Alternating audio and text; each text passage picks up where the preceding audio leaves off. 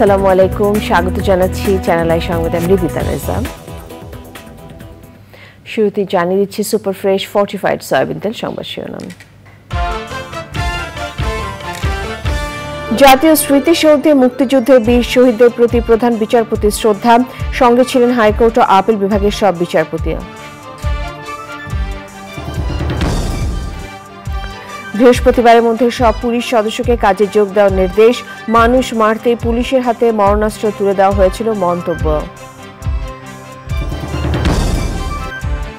রাজধানীতে ডাকাতি নাশকতা থেকে জানমাল রক্ষায় ছাত্র জনতার পাহারা, পরিস্থিতি স্বাভাবিক না হওয়া পর্যন্ত কর্মসূচি চালিয়ে যাওয়ার ঘোষণা।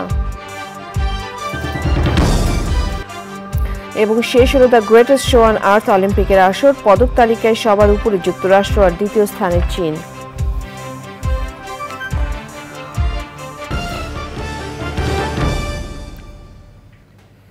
সংবাদ শিরোনামগুলো জানাচ্ছিলাম। এখনকার এই সংবাদ আয়োজন একই সঙ্গে চ্যানেল আই এর ইউটিউব চ্যানেল এবং চ্যানেল আই এর ওটিটি প্ল্যাটফর্ম আই স্ক্রিনে লাইভ স্ট্রিম হচ্ছে। সাভার জাতীয় স্মৃতিসৌধে মহান মুক্তিযুদ্ধে বীর শহীদদের প্রতি শ্রদ্ধা জানিয়েছেন নবনিযুক্ত প্রধান বিচারপতি সৈয়দ রেফাত আহমেদ। সকাল 7:15টায় শ্রদ্ধা জানান দেশের 25তম প্রধান বিচারপতি। সে সময় হাইকোর্ট ও আপিল বিভাগের সব বিচারপতি তার সঙ্গে ছিলেন। পরে সাভার জাতীয় স্মৃতিসৌধের পরিদর্শন বইয়ে সই করেন প্রধান বিচারপতি সৈয়দ রেফাত আহমেদ।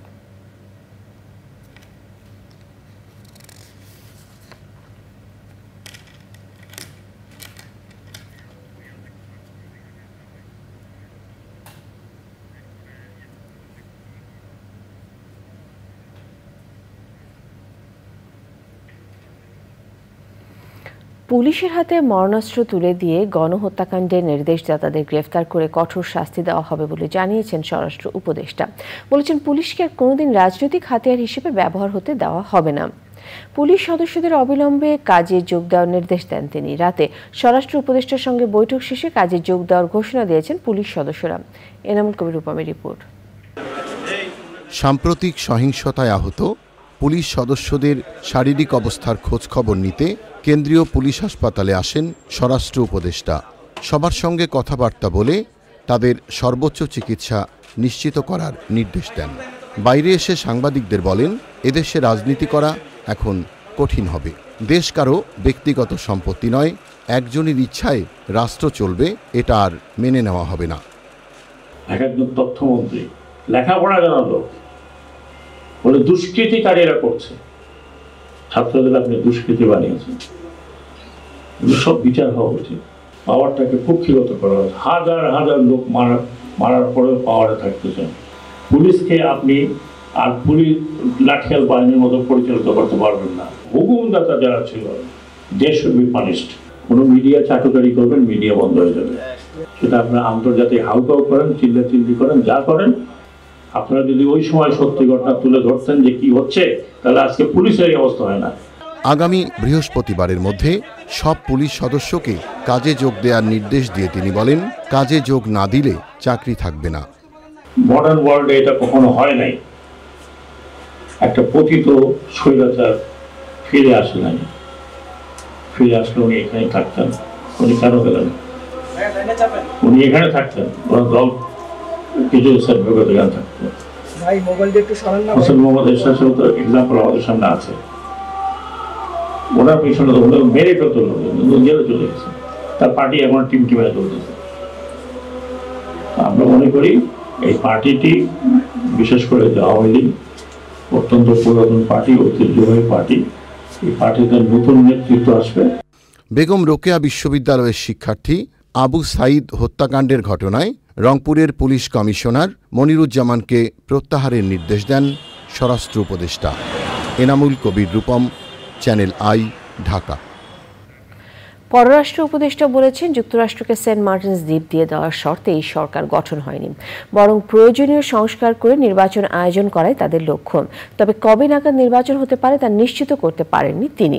ভারতের সাথে সম্পর্কের ক্ষেত্রে নিজেদের স্বার্থ সংরক্ষণ করার ঘোষণা দেন সাবেক এই পররাষ্ট্র সচিব। পান্থ রহমান জানাচ্ছেন বিস্তারিত।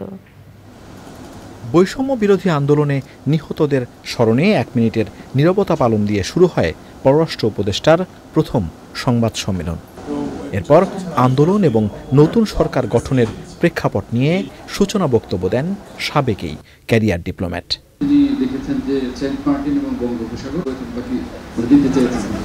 আমি শুধু এটুকু বলতে পারি যে আমি এরকম কোনো অঙ্গীকার করিনি। আর আমার খুব সন্দেহ যে রাস্তার ছাত্ররা এই অঙ্গীকার করেছে গিয়ে আমেরিকার কাছে। প্রশ্নের উত্তরে তিনি বলেন, ঠিক কতদিনে নির্বাচন দেয়া সম্ভব হবে জানা নেই তাদের, তবে সবার আগে পরিস্থিতি স্থিতিশীল করাই লক্ষ্য।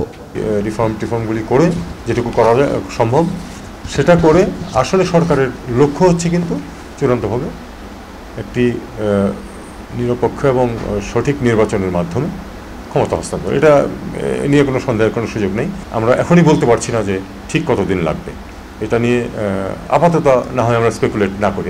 সাবেক প্রধানমন্ত্রী শেখ হাসিনাকে ভারত থেকে ফিরিয়ে আনা কিংবা দেশটির সাথে সম্পর্কের গতি প্রকৃতি নিয়েও কথা বলেন উপদেষ্টা।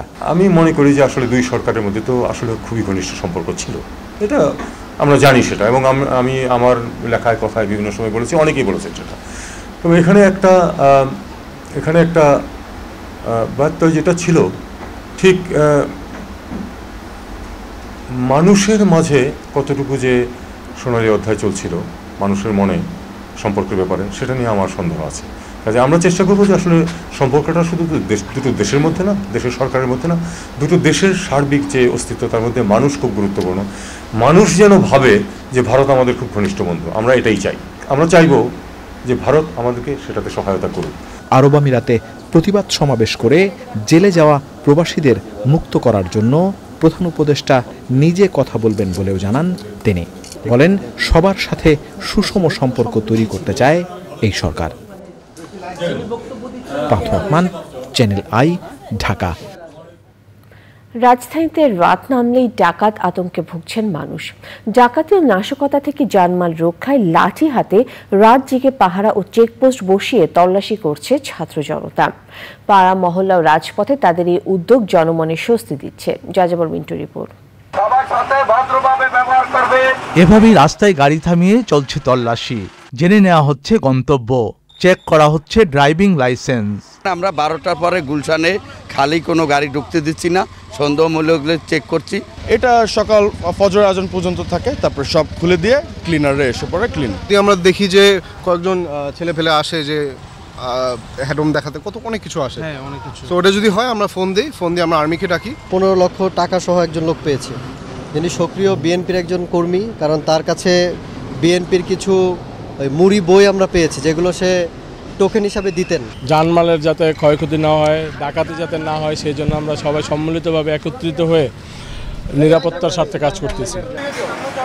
জনসচেতনতামূলক এই কার্যক্রমে রাজধানী গুলশান, বনানী, বাড্ডা, রামপুরা, বনশ্রী, মাদারটেক, বাসাবো, মতিঝিল, টিকাটলি, রমনা, মালিবাগ, মিরপুর, ধানমন্ডি, মোহাম্মদপুর সহ বিভিন্ন এলাকায় দলভেদে তরুণ সহ নানা বয়সী মানুষের স্বতঃস্ফূর্ত অংশগ্রহণ। মায়াকানন, আহমদবাগ, সবুজবাগ, সবুজ কানরিয়া, রাজারবাগ যা আছে আর কি, আমরা কদমতলা সহ আমরা প্রত্যেক দিনই আমরা পুরো গ্রুপ নিয়ে আমরা সবাই মানে মোটর টহল দিচ্ছি আর কি। আমাদের অত্রে বড় বড় কয়েকটা মন্দির, যেমন রামকৃষ্ণ মিশন, ভোলাগিরি, বুঝছেন, কয়েকটা বড় বড় মন্দির আছে। এখানে যাতে কেউ কোনো রকম না গাইতে পারে, ক্ষতি না করতে পারে। রাজধানী আইন শৃঙ্খলা পরিস্থিতি স্বাভাবিক না হওয়া পর্যন্ত ছাত্র জনতার রাতের পাহারা ও তল্লাশি চলমান থাকবে বলে জানিয়েছেন তারা। যাযাবর মিন্টু, চ্যানেল আই, ঢাকা। এবারে প্যারিস অলিম্পিকের খবর।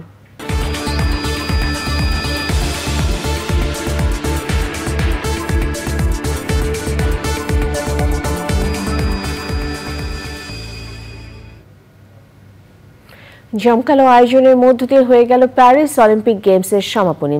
ফ্রান্সের এই ঐতিহাসিক অলিম্পিক গেমস আয়োজনের নেপথ্যে কাজ করেছেন বাংলাদেশের নোবেলজয়ী ডক্টর মোহাম্মদ ইউনুস। দেশে ফিরে প্রধান উপদেষ্টার দায়িত্ব নেওয়ার আগে প্যারিসে চ্যানেল আইকে জানান সেই কথা। এম এ হাশেম জানাচ্ছেন বিস্তারিত। 2016 সালে ব্রাজিলে অনুষ্ঠিত রিও অলিম্পিক গেমসের পর থেকে প্যারিস অলিম্পিকের আয়োজক শহর হওয়ার জন্য ফ্রান্সের সাথে কাজ শুরু করেন বাংলাদেশের নোবেল বিজয়ী ডক্টর মোহাম্মদ ইউনুস। এরপর প্রফেসর ইউনুসের সোশ্যাল বিজনেস প্যারিস অলিম্পিকের অংশ হিসাবে যুক্ত হয়। আবেদনের একটা অংশ ছিল যেটাকে সোশ্যাল বিজনেস অলিম্পিক করবেন, সেই হিসেবে ইন্টারন্যাশনাল অলিম্পিক কমিটির কাছেও সেই প্রস্তাব দেওয়া হয়েছে। তাতে প্রস্তাবের প্রতি অংশে আমাদের বিষয়গুলো ইনক্লুডেড আছে। Always very impressed by my visits to Bangladesh, and it's a privilege and an honor to be a friend of Professor Yunus. ফরাসিরা সফলভাবে অলিম্পিক গেমসের আয়োজন শেষ করতে পারায় উচ্ছ্বসিত। It really brings people together from all countries, and I think it's a beautiful moment that we spend. অলিম্পিকের জমকালো উদ্বোধনী অনুষ্ঠানের মতো সমাপনী অনুষ্ঠানটিও প্রচুর সংখ্যক মানুষ উপভোগ করেন। ফ্রান্সের সর্ববৃহৎ স্টেডিয়ামে সমাপনী অনুষ্ঠানের মাধ্যমে শেষ হলো উৎসবমুখর অলিম্পিক গেমস। প্যারিস অলিম্পিক গেমসের সাথে যুক্ত হয়ে বাংলাদেশের নাম উজ্জ্বল করার পাশাপাশি ফ্রান্সের ইতিহাসে স্মরণীয় হয়ে থাকবেন ডক্টর মোহাম্মদ ইউনুস। ফ্রান্সের স্টাদ দে ফ্রান্স স্টেডিয়াম থেকে M A Hashem, channel I. ফ্রান্সের ঐতিহাসিক ক্রীড়া ভেন্যু স্টাদে দ্য ফ্রান্সে অলিম্পিক গেমসের সমাপনী অনুষ্ঠান হয়েছে। প্যারিস অলিম্পিকের শেষ দিনেও পদক জয়ের লড়াইয়ে তীব্র প্রতিদ্বন্দ্বিতা। চীনের সমান 40টি স্বর্ণ জিতলেও সর্বাধিক 126টি পদক জিতে প্যারিসের আসর শেষ করেছে যুক্তরাষ্ট্র। সবচেয়ে বেশি 44টি রূপা ও 42টি ব্রোঞ্জ পদকও মার্কিনীদের দখলে। পুরো আসরে টেবিলে দাপট দেখানো এশিয়ার পাওয়ার হাউস চীন 91টি পদক নিয়ে দ্বিতীয় স্থানে থেকে আসর শেষ করেছে। শেষ দিনের 20টি স্বর্ণসহ মোট 45টি পদক নিয়ে তৃতীয় স্থানে উঠে আসে এশিয়ার আরও এক দেশ জাপান। 53টি পদক নিয়ে 4 থেকে আসর শেষ করেছে অস্ট্রেলিয়া। আর শীর্ষ 5-এ থাকা স্বাগতিক ফ্রান্স 16টি স্বর্ণসহ 64টি পদক জিতেছে। শেষ দিনের চমক দেখিয়ে 6 নম্বরে উঠে এসেছে নেদারল্যান্ডস। 15টি স্বর্ণ, 7টি রূপা ও 12টি ব্রোঞ্জ নিয়ে পদক তালিকায় গ্রেট ব্রিটেনকে টপকে যায় ডাচরা। শীর্ষ 10 থেকে দ্য গ্রেটেস্ট শো অন আর্থের আসর শেষ করেছে সাউথ কোরিয়া, ইটালি ও জার্মানি। সময় হলো বিরতি নেবার। বিরতির পর আরও সংবাদের সাথে জানিয়ে ফিরব। পাকিস্তান সফরে 2 টেস্টের জন্য 16 সদস্যের বাংলাদেশ দল ঘোষণা। স্কোয়াডে আছেন সাকিব।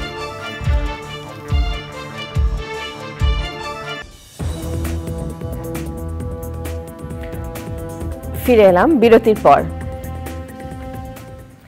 বিশিষ্ট সাংস্কৃতিক ব্যক্তিত্ব ছায়ানটের ট্রাস্টি উপদেষ্টা মণ্ডলীর সদস্য নুরুন নাহার আবেদিন মারা গেছেন। ইন্না লিল্লাহি ওয়া ইন্না ইলাইহি রাজিউন। রোববার রাতে তিনি মারা যান। মৃত্যুকালে তার বয়স হয়েছিল 93 বছর। তার নামাজে জানাজা দুপুর 1টায় ধানমন্ডি 7 নম্বর মসজিদে অনুষ্ঠিত হবে এবং পরে বনানী কবরস্থানে দাফন করা হবে। নুরুন নাহার আবেদিন বাংলাদেশ টেলিভিশনের প্রথম মহাপরিচালক জামিল চৌধুরীর স্ত্রীর বড় বোন। তিনি 1 পুত্র এবং 2 কন্যা রেখে গেছেন। গাজা অব্যাহত ইসরায়েলি হামলা কমপক্ষে 22 ফিলিস্তিনি নিহত হয়েছে। এছাড়া ইসরায়েলি সামরিক বাহিনী খান ইউনিসে থাকা শরণার্থীদের অন্য জায়গায় চলে যাওয়ার নির্দেশ দিয়েছে। জাতিসংঘ বলেছে গত কয়েকদিনে 75,000-এরও বেশি ফিলিস্তিনিকে আবারও জোরপূর্বক বাস্তুচ্যুত করা হয়েছে। এদিকে বড় হামলার আশঙ্কায় যুদ্ধবিরতির আহ্বান জানিয়েছে হামাস। ইরান ও সশস্ত্র গোষ্ঠী হিজবুল্লাহ ইসরায়েলে বড় হামলা চালাতে পারে এমন আশঙ্কায় আগামী 15 আগস্ট যুদ্ধবিরতির আলোচনার সময় নির্ধারণ করা হয়েছে। আলোচনায় বসবে মধ্যস্থতাকারী দেশ কাতার, মিশর এবং মার্কিন যুক্তরাষ্ট্র। বিশেষ করে হিজবুল্লাহ কমান্ডার ফুয়াদ শোকরের হত্যা এবং তেহরানে হামাস নেতা ইসমাইল হানিয়াকে হত্যার পর এই আলোচনা হয়েছে। তবে ইসরায়েলি প্রধানমন্ত্রী বেনিয়ামিন নেতানিয়াহু বলেছেন হামাস পুরোপুরি শেষ না হওয়া পর্যন্ত ইসরায়েলি সেনারা যুদ্ধ শেষ না করার প্রতিশ্রুতি দিয়েছেন। নিটল টাটা, কৃষি সংবাদ।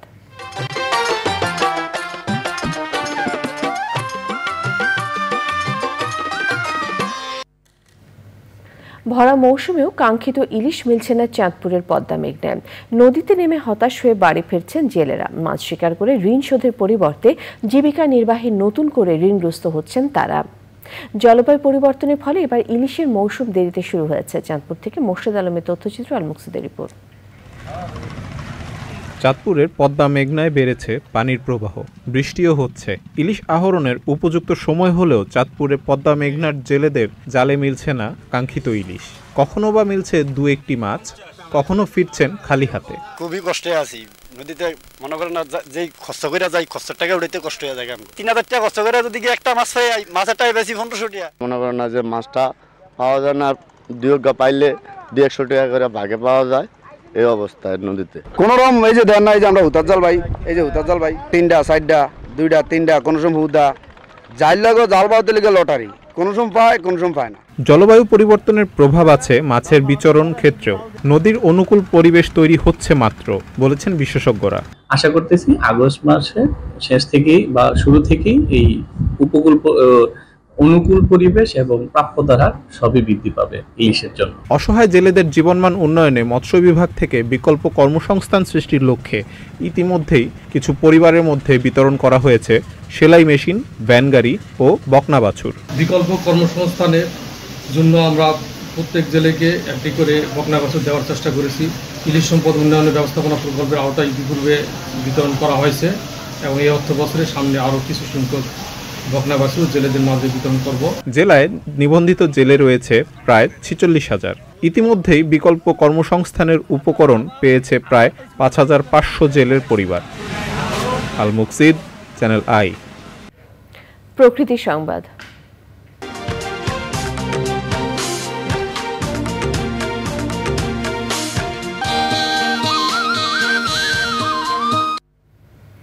বাগেরহাটে পরিবেশ বান্ধব বন্ধু চুলায় ভাগ্য ফিরেছে অনেকের। কর্মসংস্থানের পাশাপাশি অর্থনৈতিক সচ্ছলতা এসে পরিবারে।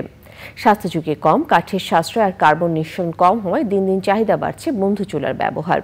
এম পলাশ শরীফের তথ্য ভিডিওচিত্রে আফরোজা হাসির রিপোর্ট। 1 দশক আগে ক্ষুদ্র ঋণ নিয়ে স্যানিটারি সামগ্রী ও পরিবেশ বান্ধব বন্ধু চুলা তৈরির কাজ শুরু করেন পলিমণ্ডল। এক সময়ের দিনমজুর পলিমণ্ডলের কারখানায় এখন কর্মসংস্থান হয়েছে অনেকের। এখান থেকে আমি অনেক স্বাবলম্বী, যা বলতে কি আমার সংসার, শ্বশুরবাড়ির লোকজনদের সহযোগিতা অনেক দিক থেকে আমি করতে পারি।